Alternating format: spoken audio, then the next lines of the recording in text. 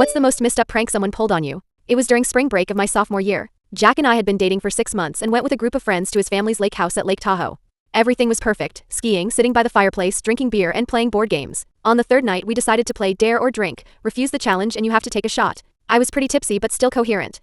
When it was Jack's turn, he dared me to drive to the nearest convenience store to get more snacks. I can't drive, I protested. I've had too much to drink. But everyone said the store was only 5 minutes away, the roads were empty, and I looked fine. Foolishly, I agreed. Jack gave me the keys to his Jeep and I drove off, slowly and with intense concentration. On the way back, I saw a figure dart out from the side of the road. I swerved to avoid it but felt an impact. Thud. Then a smaller sound under the wheel. I panicked and stopped the car.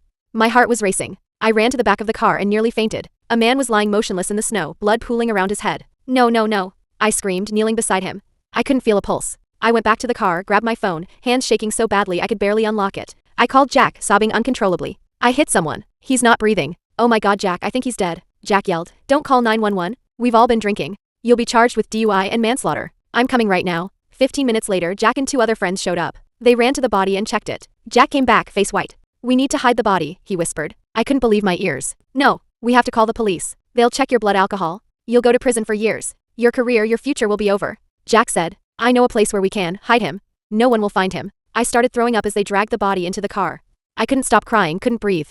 I had ruined my life. Killed an innocent person. They drove me back to the house while I experienced the worst panic attack of my life. Jack tried to assure me everything would be okay, but I knew better. My life was over. When we got back to the house, there was a terrifying silence. I was thinking about turning myself in when Jack and the whole group suddenly burst into hyena-like laughter. Gotcha, they cheered. Turns out the victim was their friend wearing a costume with blood made from tomato sauce. It was all staged, the dare, the accident, everything. They recorded my entire reaction. Every moment of panic, every tear.